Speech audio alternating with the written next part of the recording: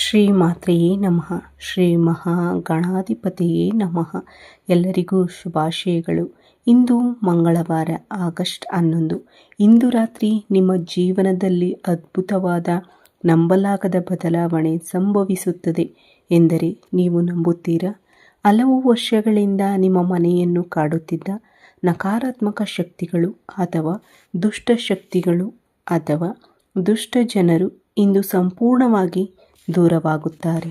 ಇಂದು ರಾತ್ರಿ ಕೆಲವು ಗಂಟೆಗಳ ನಂತರ ನಿಮ್ಮ ಮನೆಯಲ್ಲಿ, ನಿಮ್ಮ ದೇಹ ಮತ್ತು ಶಕ್ತಿಯಲ್ಲಿ ಸಂಭವಿಸುವ ನಿರೀಕ್ಷಿತ ಬದಲಾವಣೆಗಳು ಯಾವುವು? ಇದು ಏಕೆ ನಡೆಯುತ್ತಿದೆ? ನಿಮ್ಮ ಮನೆಯಲ್ಲಿ ಮಾನಸಿಕ ಶಾಂತಿ ಏಕೆ ಇಲ್ಲ? ಅದು ಮಾಯವಾಗುತ್ತದೆ. ಪ್ರತಿಯೊಂದು ಸಣ್ಣ ವಿಷಯಕ್ಕೂ ಜಗಳಗಳು ನಡೆಯುತ್ತಿದ್ದವು. ನೀವು ಪ್ರತಿ ಪದದಲ್ಲೂ ಅನಗತ್ಯವಾಗಿ ವಿರುದ್ಧವಾಗಿ ಮಾತನಾಡಿದ್ದೀರಿ.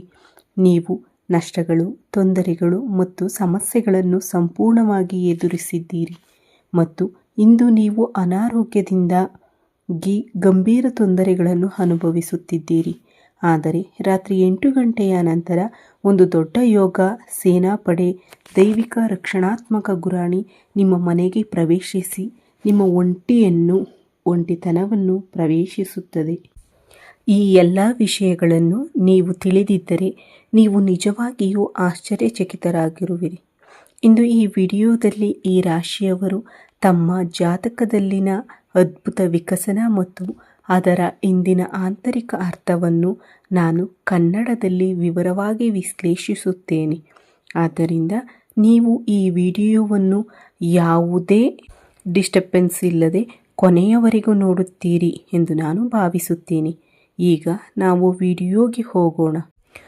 ಮಿಥುನ ರಾಶಿಯು ಜ್ಯೋತಿಷ್ಯದಲ್ಲಿ 3ನೇ ರಾಶಿ ಚಕ್ರ ಚಿಹ್ನೆಯಾಗಿದೆ. ಇದರ ಆಕಾಶ ಮಂಟಪವು ಜೋಡಿ ಮಾನವರ, ಒಬ್ಬ ಸ್ತ್ರೀ ಮತ್ತು ಒಬ್ಬ ಪುರುಷನ ಆಕಾರದಲ್ಲಿದೆ. ಮೃಗಶಿರ ನಕ್ಷತ್ರದ ಕೊನೆಯ 2 ಪಾದಗಳು, ಆರ್ದ್ರ ಮತ್ತು ಪುನರ್ವಸು ನಕ್ಷತ್ರದ ಮೊದಲ 3 ಪಾದಗಳು ಈ ರಾಶಿಯಲ್ಲಿವೆ. ಈ ರಾಶಿಯ ಅಧಿಪತಿ ಬುದ್ಧಿ ಮತ್ತು ವಾಣಿಯ ಅಧಿಪತಿಯಾದ ಬುಧ. ಇದು ವಾಯು ಅಂಶದ ಸಂಕೇತವಾಗಿದೆ. ಸಂವಹನ ಕೌಶಲ್ಯ, ಬಹುಮುಖ ಪ್ರತಿಭೆ, ಚುರುಕಾದ ಬುದ್ಧಿಮತ್ತೆ, ಸ್ನೇಹಪರತೆ ಮತ್ತು ಸದಾ ಏನಾದರೂ ಕಲಿಯುವ ಕುತೂಹಲ ಈ ರಾಶಿಯ ವಿಶೇಷತೆಯಾಗಿದೆ. ನೀವು ಇದನ್ನು ಗಮನಿಸಬೇಕು. ವಾಸ್ತವವಾಗಿ ಆಗಸ್ಟ್ 11ರಂದು ರಾತ್ರಿ 11 ಗಂಟೆಯ ನಂತರ ನಿಮ್ಮ ಮನಸ್ಸಿನಲ್ಲಿ ಹೊಸ ಉತ್ಸಾಹ ಮತ್ತು ಹೊಸ ಧೈರ್ಯವನ್ನು ಅನುಭವಿಸುವಿರಿ. ಆಗಲೂ ನಿಮ್ಮನ್ನು ತಡೆಹಿಡಿಯುತ್ತಿರುವ ಆಲೋಚನೆಗಳು ಕಡಿಮೆಯಾಗುತ್ತವೆ ಮತ್ತು ನಾನು ಮುಂದೆ ಸಾಗಬೇಕು ಎಂಬಂತಹ ದುರ್ಬಲ ಕ್ಷಣದಿಂದ ಬಲವಾದ ಇಚ್ಛಾಶಕ್ತಿಯ ಸಾಧ್ಯತೆ ಇದೆ. ಅನೇಕ ಜನರು ಇದನ್ನು ಹೊಸ ಶಕ್ತಿ ಎಂದು ಭಾವಿಸುತ್ತಾರೆ.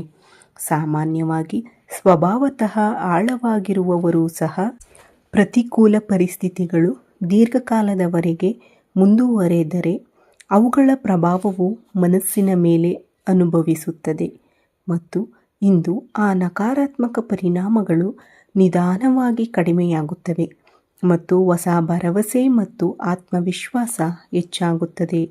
ನನ್ನ ಸ್ನೇಹಿತರೆ, ಈ ರಾಶಿಯವರು ಸಮಾಜದಲ್ಲಿರುವ ಎಲ್ಲರಿಗಿಂತ ಬಹಳ ಭಿನ್ನರು. ಅವರು ಮೌನ ಮತ್ತು ವಿಶ್ಲೇಷಣಾತ್ಮಕರು. ಅವರು ಹೊರಗೆ ತುಂಬ ಶಾಂತವಾಗಿ ಕಾಣುತ್ತಾರೆ, ಆದರೆ ಅವರ ಮನಸ್ಸುಗಳು ನಿರಂತರವಾಗಿ ಆಲೋಚನೆಗಳು ಮತ್ತು ವಿಶ್ಲೇಷಣೆಗಳೊಂದಿಗೆ ತಿರುಗುತ್ತಿರುತ್ತವೆ. ಅದೇ ರೀತಿ ಆಧ್ಯಾತ್ಮಿಕ ಮತ್ತು ನಿಗೂಢ ಜ್ಞಾನವು ಕಣ್ಣಿಗೆ ಗೋಚರಿಸುತ್ತದೆ. ಅವರು ಯಾವುದನ್ನು ಕುರುಡಾಗಿ ನಂಬುವುದಿಲ್ಲ. ಎಲ್ಲದರ ಹಿಂದೆಯೂ ಒಂದು ರಹಸ್ಯವಿದೆ. ಅವರು ಯಾವಾಗಲೂ ಆಂತರಿಕ ಆತ್ಮ ಮತ್ತು ವಿಧಿ ಇದೆ ಎಂದು ಭಾವಿಸುತ್ತಾರೆ, ಆದರೆ ಕೊನೆಯಲ್ಲಿ ಅವರಿಗೆ ಆಧ್ಯಾತ್ಮಿಕ ರಹಸ್ಯಗಳ ಮೇಲೆ ಅಪಾರ ಶಕ್ತಿ ಇರುತ್ತದೆ.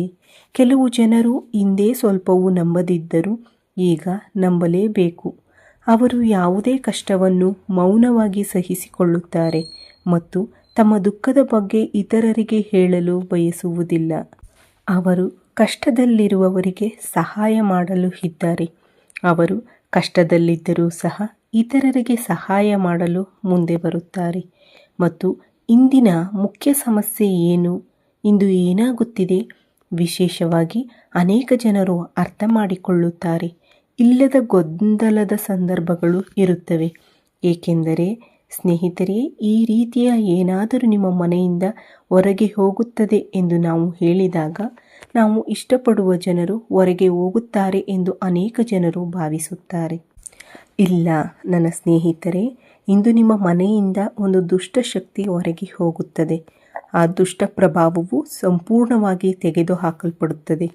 ಆದ್ದರಿಂದ ನಿಮ್ಮ ರಾಶಿಯ ಮೇಲೆ ಮಂಗಳ ಮತ್ತು ಮಂಗಳನ ಕ್ಷೇತ್ರಗಳ ಅಧಿಪತಿಗಳ ಅತ್ಯಂತ ಶಕ್ತಿಶಾಲಿ ಗಮನ, ಅದು ಶನಿಯ ಅಧಿಪತಿ, ಇಂದಿನ ನಕಾರಾತ್ಮಕತೆಗೆ ನಿಜವಾದ ಕಾರಣವಾಗಿದೆ.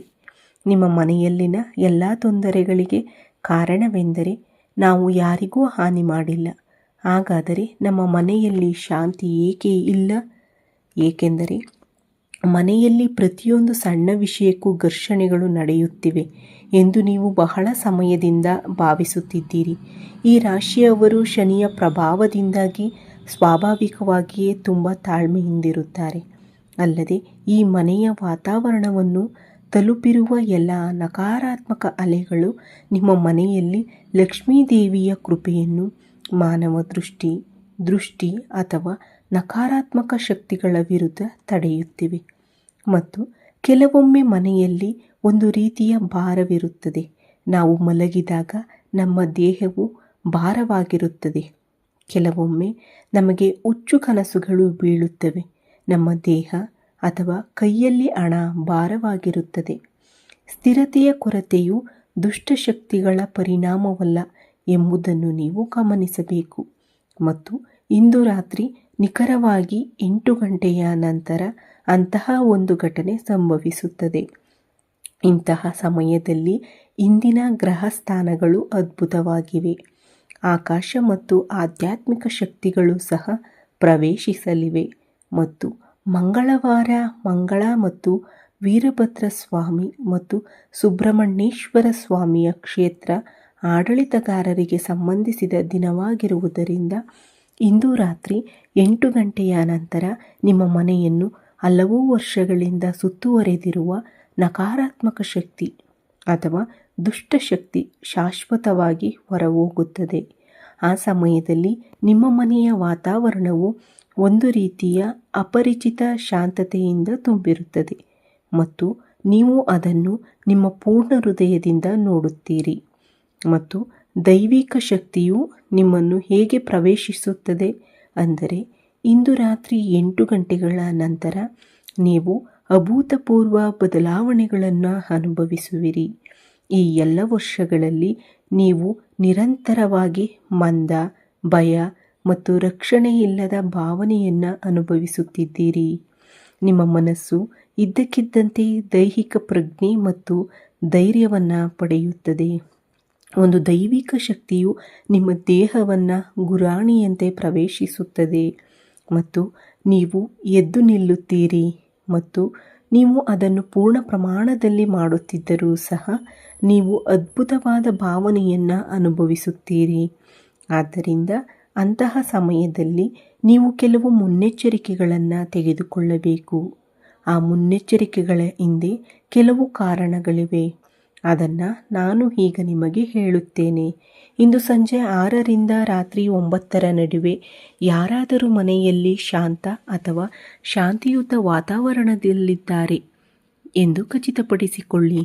ಅಲ್ಲದೆ ಅನಗತ್ಯ ಭಯ ಮತ್ತು ಚಿಂತೆಗಳಿಗೆ ಒಳಗಾಗುವ ಬದಲು ಶಾಂತವಾಗಿರುವುದು ಮತ್ತು ಎಲ್ಲೋ ಆ ಕೆಲಸವನ್ನು ನೋಡಿಕೊಳ್ಳುವುದು ಉತ್ತಮ.